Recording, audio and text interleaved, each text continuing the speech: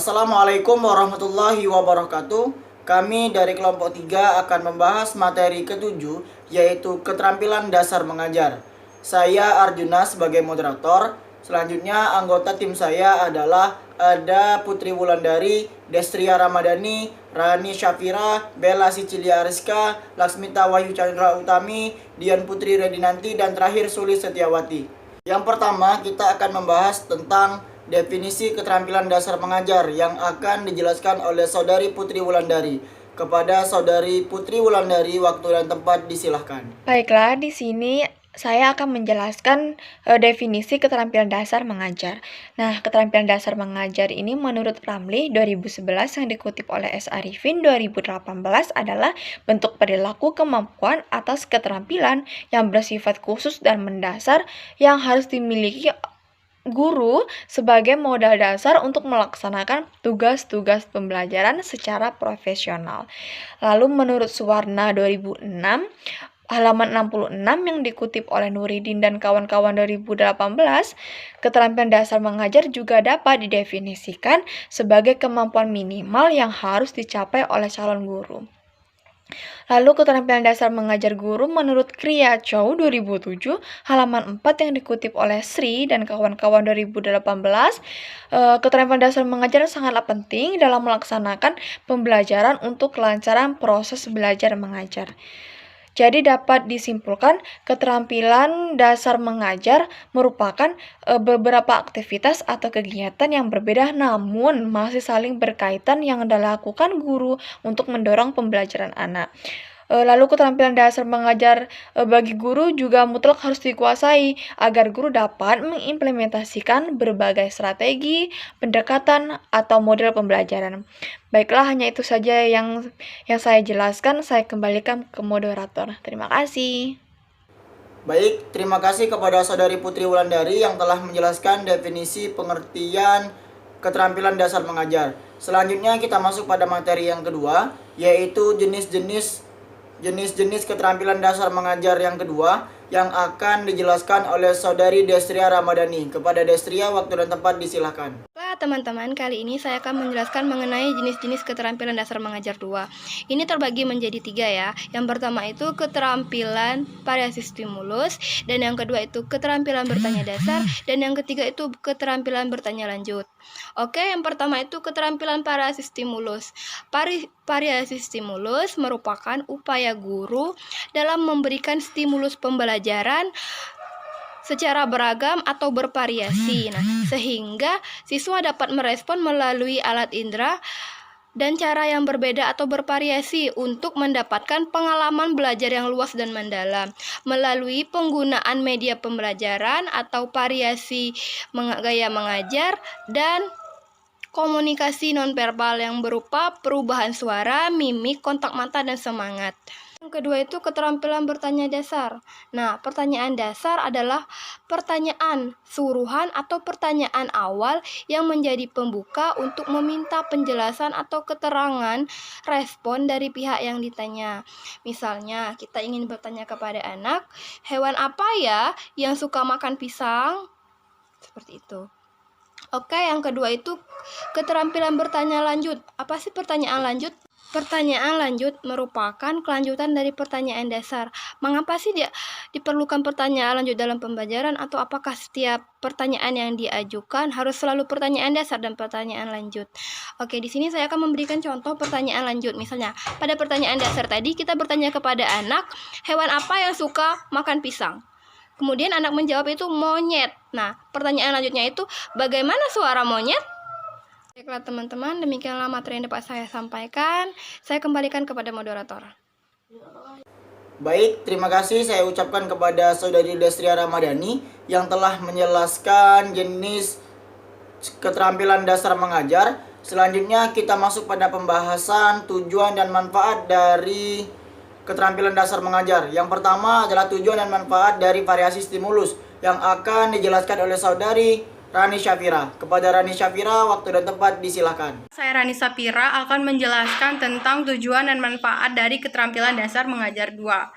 keterampilan variasi stimulus, yaitu menurut Wina Sanjaya pada tahun 2016 yang dikutip oleh AM Abidin pada tahun 2019 bahwa tujuan dan manfaat dari variasi stimulus dalam pembelajaran adalah untuk menjaga agar iklim pembelajaran tetap menarik perhatian, tidak membosankan, sehingga siswa menunjukkan sikap antusias dan ketekunan, penuh gairah, dan berpartisipasi aktif dalam setiap langkah pembelajaran.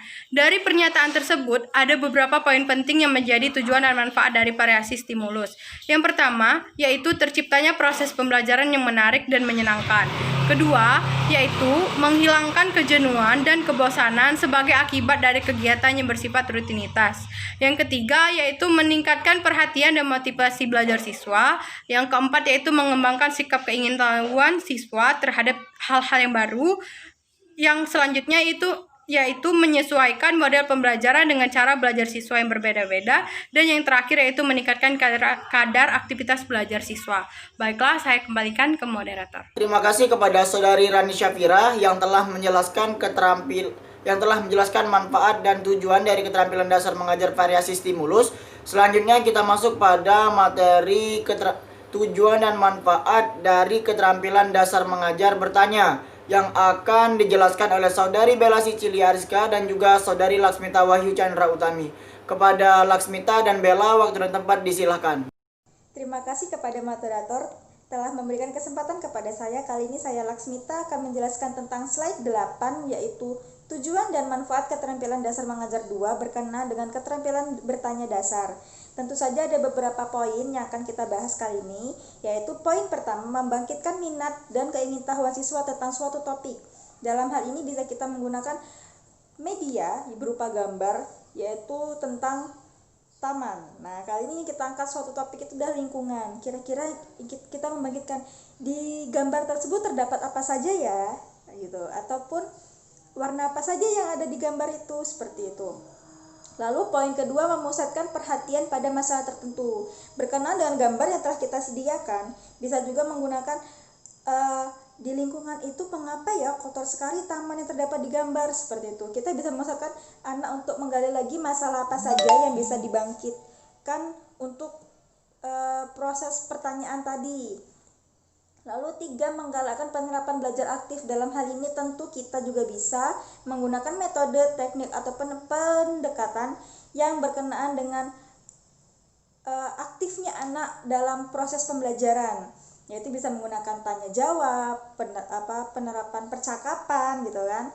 Lalu yang keempat, merangsang siswa yang mengajukan pertanyaan. Bagaimana caranya kita memberikan stimulus yang agar anak aktif dalam mengajukan pertanyaan dan anak penasaran, apa ya yang ingin aku dapatkan jawaban dari pertanyaan yang dia tidak ketahui tadi, tidak dia pahami, makanya aku tidak tahu maksudnya ini bagaimana, makanya dari itu dia bertanya lebih lanjut kepada pendidiknya. Lalu yang kelima, menstrukturkan tugas-tugas hingga kegiatan belajar dalam berlangsung secara maksimal. Nah, dalam hal ini pendidik bisa menggunakan penerapan pemberian tugas. Nah, dalam pemberian tugas ini tentu terstruktur dengan jelas bagaimana runtutannya, baik dari format ataupun hal lainnya, sebaiknya bagaimana untuk dijelaskan agar proses kegiatan pembelajaran itu berlangsung dengan baik, maksimal, membangkitkan potensi yang ada pada diri anak. Lalu yang keenam, mendiagnosis kesulitan belajar siswa. Dalam hal ini tentu pendidik harus mengetahui lebih dalam lagi kira-kira apa yang tidak bisa dilakukan oleh anak, memperhatikan dan mengamati tingkah laku ataupun selama proses belajar kira-kira apa yang tidak bisa, apa yang menjadi kendala terhadap anak ini gitu. Jadi tentu saja ada yang bisa kita berikan secara maksimal, optimal terhadap kemampuan untuk anak itu sendiri. Yang ketujuh, mengkomunikasikan dan merealisasikan bahwa semua siswa terlibat secara aktif dalam pembelajaran. Yang ke-8, menyediakan kesempatan bagi siswa untuk mendemonstrasikan pemahamannya tentang informasi yang diberikan. 9, melibatkan siswa dalam memanfaatkan kesimpulan yang dapat mendorong pengembangan proses berpikir. Yang ke-10, mengembangkan kebiasaan menanggapi pernyataan teman atau pertanyaan guru. Yang ke-11, memberi kesempatan untuk belajar berdiskusi, serta 12, menyatakan perasaan dan pikiran yang murni kepada siswa. Terima kasih kepada Saudari Bella dan Saudari Laksmita.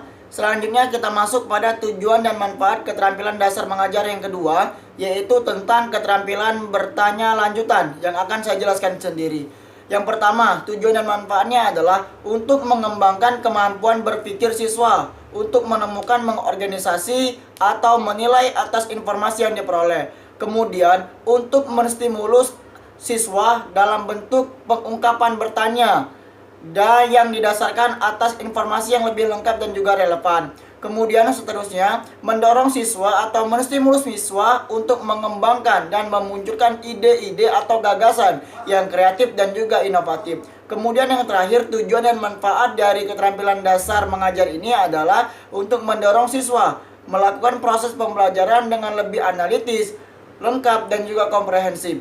Selanjutnya adalah prinsip keterampilan dasar mengajar yang akan dijelaskan oleh Saudari Sulis Setiawati. Kepada Saudari Sulis, waktu dan tempat disilahkan.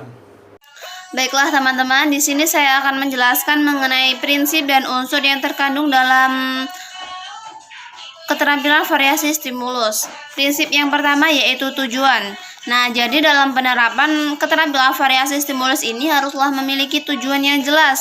Nah, tujuan penerapan variasi stimulus ini haruslah sejalan serta dapat menunjang tercapainya tujuan pembelajaran.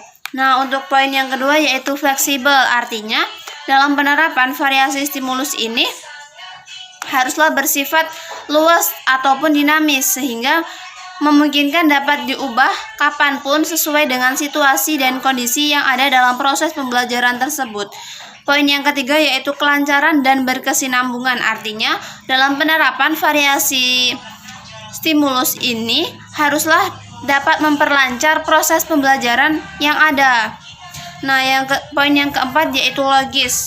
Artinya, dalam penerapan variasi stimulus harus bersifat logis, wajar, efektif, serta efisien dan tidak dibuat-buat ataupun tidak dalam paksaan.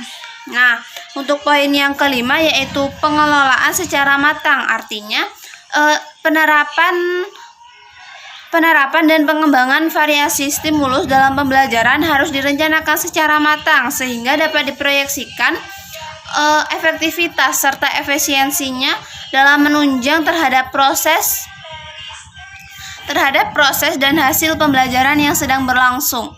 Baiklah, mungkin cukup sekian, saya kembalikan ke moderator.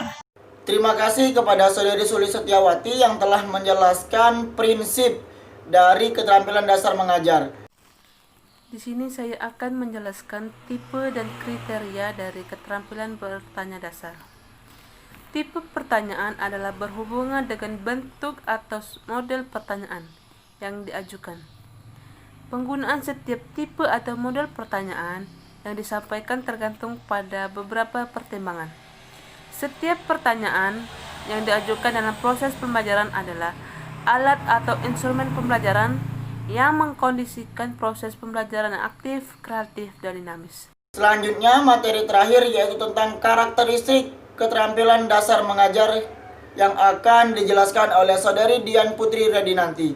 Kepada Saudari Dian, waktu dan tempat disilahkan. Baiklah teman-teman, di sini saya akan menjelaskan tentang karakteristik dan jenis keterampilan bertanya lanjut. Karakteristik atau klasifikasinya bertanya lanjut itu yang pertama ada pengubahan tuntutan tingkat kognitif dalam menjawab pertanyaan. Selanjutnya, yang kedua, pengaturan urutan pertanyaan. Yang ketiga, penggunaan pertanyaan pelacak. Dan yang keempat, peningkatan terjadinya interaksi. Nah, ada dua cara yang dapat ditempuh untuk mengembangkan interaksi melalui penerapan keterampilan bertanya, yaitu yang pertama, guru harus membatasi penyampaian pertanyaan kepada siswa tertentu saja. Nah, di sini dimaksudkan yaitu harus merata. Nah, sehingga semua siswa memiliki kesempatan yang sama untuk mendiskusikan jawabannya. Yang kedua yaitu pertanyaan yang diajukan siswa sebaiknya tidak langsung dijawab atau direspon oleh guru, melainkan Guru melontarkan kembali pertanyaan tersebut kepada siswa untuk didiskusikan. Selanjutnya, jenis-jenis bertanya lanjut dapat menggunakan klasifikasi tingkatan pengetahuan yang disampaikan oleh Bloom. Nah, yang pertama yaitu pertanyaan ingatan atau knowledge, kedua pertanyaan pemahaman comprehension, yang ketiga pertanyaan penerapan application, yang keempat pertanyaan analisis, yang kelima pertanyaan sintesis, yang keenam pertanyaan evaluasi atau evaluation. Terima kasih. Terima kasih kepada Saudari Dian Putri Redinanti yang telah menjelaskan materi terakhir tentang karakteristik keterampilan dasar mengajar. Sekian dari kelompok kami ucapkan terima kasih. Mohon maaf jika ada kata yang salah, kepada Allah kami mohon ampun. Kami akhiri, wassalamualaikum warahmatullahi wabarakatuh.